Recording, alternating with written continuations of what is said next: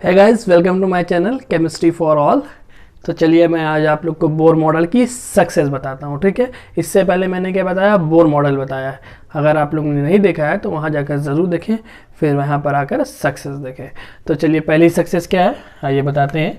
Bore atomic model explain the stability of an atom. Stability इन्होंने बता दिया। अब देखिए स्टेबिलिटी कैसे बताया। रदरफोर्ड जब थे, रदरफोर्ड से लोगों ने पूछा कि इलेक्ट्रॉन रिवॉल्व करते वक्त हमारा यह न्यूक्लियस में कोलैप्स क्यों नहीं कर जाता है।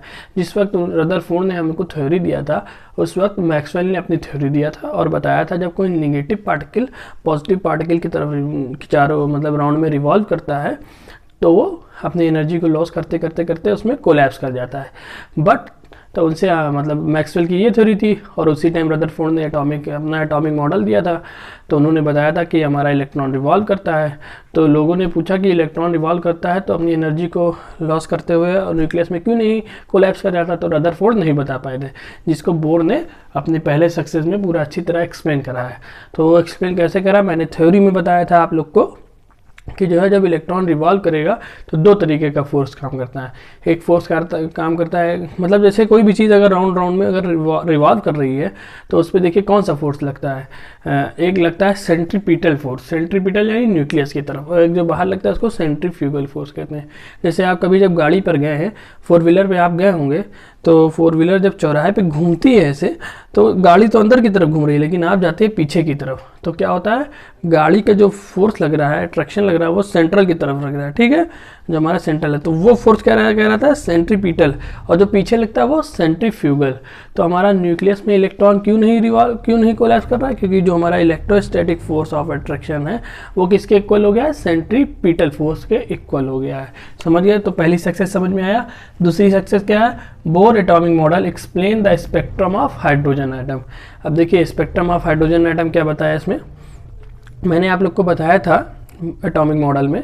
एटॉमिक मॉडल ज़रूर देखें, बहुत ही इंपॉर्टेंट है। देखिए इसकी इनकी सक्सेस अगर समझना है तो एटॉमिक मॉडल को जाकर ज़रूर देखें हमारी प्रीवियस वीडियो में। ठीक है, तो देखिए क्या हुआ था, मैंने बताया था कि जब इलेक्ट्रॉन्स को जैसे मैंने एक्साइटेड स्टेट में ले गए, ये क्या है, इसका ग्राउंड स्टेट है, ये क्या है, एक्साइटेड स्टेट है। मान लिया एक्साइटेड स्टेट ग्राउंड स्टेट होता क्या है।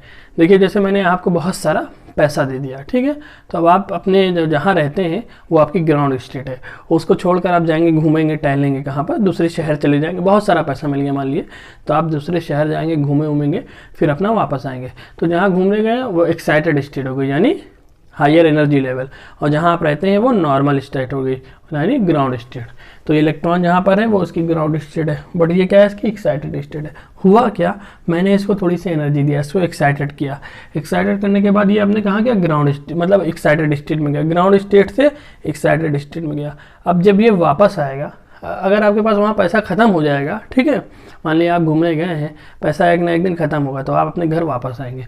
तो ऐसे ही यहाँ पर ये गया, अब ये अपनी एनर्जी निकालते हुए अपने पुराने घर यानी अपने ग्राउंड स्टेट में आएगा। अब जो एनर्जी निकली है इसकी इलेक्ट्रॉन्स की वो अलग अलग रहेगी, अलग अलग हमको क्या मिलती है, हमको वेवलेंथ अलग अलग इलेक्ट्रॉन्स की एक्साइटेड होता है उसकी अलग अलग वेवलेंथ हमको मिलती है। तो समझ में आया कैसे मिलती है, पहले ग्राउंड स्टेट से एक्साइटेड स्टेट में आएगा, फिर एक्साइटेड स्टेट से अपने ग्राउंड स्टेट में आएगा। तो देखिए जो हाइड्रोजन का है, हाइड्रोजन का क्या होता है, एक इलेक्ट्रॉन है, ठीक है, तो मान लीजिए अलग अलग सीरीज उसको मिलती है। देखिए जैसे हमने इसको मान लिया NH लेवल, NH लेवल से अगर N1, ये N = 1 2 3 4 5 है, अगर क्या NH से N1 में आएगा तो देख लीजिए लाइमन सीरीज़ क्या है, फ्रॉम N = 2 3 4 5 6 7, अगर यहाँ से कितने में आएगा 1 में, तो हमको क्या मिलेगी, लाइमन सीरीज़ मिलेगी। फिर आगे नेक्स्ट क्या है, बाल्मर सीरीज़, यानी अगर हमको 3 4 5 6 7 से 2 में आएगी यानी N = 2 में आएगी। यहाँ पर तो देखिए हमको क्या मिल रही, बाल्मर सीरीज़, यहाँ पर क्या मिल रही है, लाइमन सीरीज़। यहाँ पर क्या मिलेगी, जब N 3 में आएगा तो हमको क्या मिलेगी, पास्टन सीरीज़। सर आगे क्या आएगा, जब 4 में आएगा तो हमको ब्रैकेट मिलेगा, फिर जब हमारी 5 में आएगी तो क्या मिलेगी, फ्रंट सीरीज़ मिलेगी। तो देखिए क्या हुआ, 5 में आ गया। तो ऐसे एक इलेक्ट्रॉन है हाइड्रोजन का तो अलग अलग हमको क्या मिल रही है, सीरीज़ मिल रही है। तो यानी समझ में आया, इलेक्ट्रॉन अलग अलग लेवल में गया, अलग अलग लोअर स्टेट ग्राउंड स्टेट में आएगा। ठीक है, ये इसकी ग्राउंड स्टेट यहाँ हो गई, इसकी ग्राउंड स्टेट यहाँ हो गई, इसकी ग्राउंड स्टेट यहाँ हो गई। समझ में आया कैसे कैसे अपने इलेक्ट्रॉन आ रहा है, कैसे कैसे सीरीज़ का नाम है। तो ये बहुत बड़ी सक्सेस थी बोर की।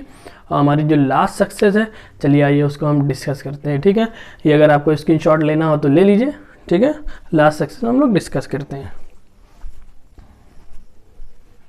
ये अब आप लोग को मैं थर्ड सक्सेस बताता हूँ। देखिए थर्ड सक्सेस क्या है, Bohr model help to calculate the energy of an electron in a particular orbit of hydrogen atom. इन्होंने हाइड्रोजन एटम की एनर्जी को बता दिया। ठीक है, क्या बताया, फार्मूला दिया, En is equal to -2π² me⁴ n²/h²। अब देखिए वैल्यू को जो हमने रख दिया तो अलग अलग वैल्यू आई। ठीक है, ये वैल्यू जूल पर एटम में आई, ये फार्मूला कब लगेगा, इलेक्ट्रॉन फॉर एटम में लगेगा, ये कब लगेगा, किलो जूल पर मोल में लगेगा।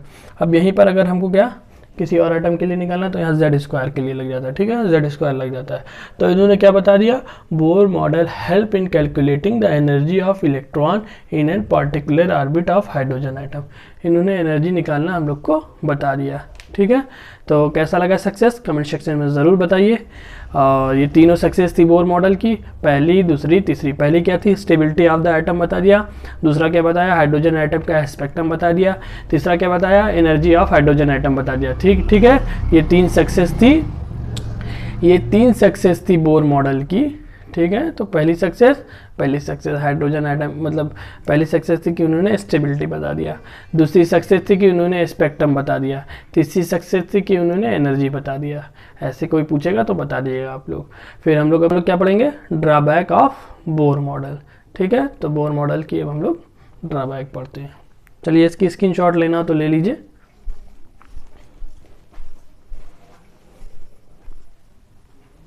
सक्सेस ऑफ बोर मॉडल पढ़ लिया। ठीक है, अब आइए हम लोग पढ़ते हैं लिमिटेशंस ऑफ बोर मॉडल। तो देखिए लिमिटेशंस क्या थी, पहली लिमिटेशंस ये थी बोर मॉडल की कि बोर मॉडल क्या नहीं एक्सप्लेन कर पाए, बोर मॉडल फाइनल स्पेक्ट्रम नहीं बता पाए। पहली लिमिटेशन क्या थी, बोर मॉडल ने फाइनल स्पेक्ट्रम नहीं बताया। फाइनल स्पेक्ट्रम मतलब क्या, final spectrum of hydrogen atom.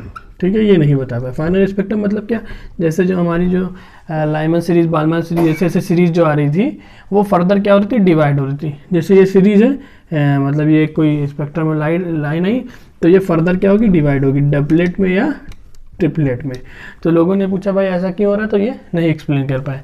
फिर दूसरा क्या है, दूसरा ये नहीं बता पाए क्या, इन्होंने सिर्फ हाइड्रोजन या हाइड्रोजन लाइक एलिमेंट्स के बारे में बताया था, यानी एक इलेक्ट्रॉन के बारे में। जिसमें मल्टीपल इलेक्ट्रॉन होगा वो नहीं बता पाए थे। ठीक है, जिसमें मल्टीपल इलेक्ट्रॉन के लिए ये फेल्ड हो गए।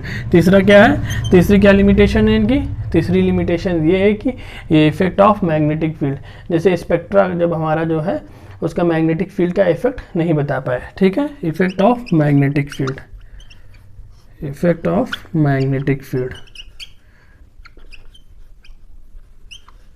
Magnetic field on spectra. ठीक है, और क्या नहीं बता पाए। चौथा, इफेक्ट ऑफ इलेक्ट्रिक फील्ड,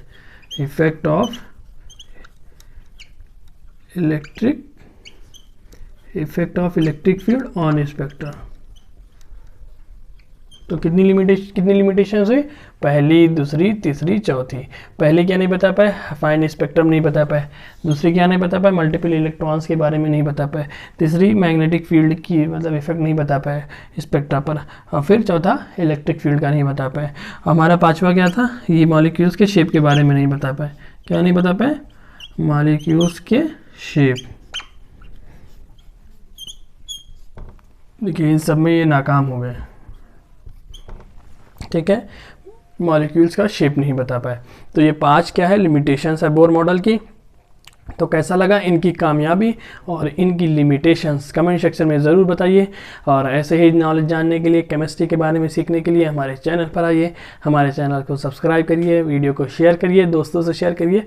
और देख लिया है तो सब्सक्राइब भी कर दिए, सब्सक्राइब करना मत भूलिए। वीडियो देख लेते हैं बस सब्सक्राइब नहीं करते, तो सब्सक्राइब करना ज़रूरी है, सब्सक्राइब कर दीजिए। ठीक है, तो ऐसे ही इंटरेस्टिंग तरीके से नेक्स्ट वीडियो में हम मिलते हैं। अभी के लिए अलविदा, थैंक यू सो मच।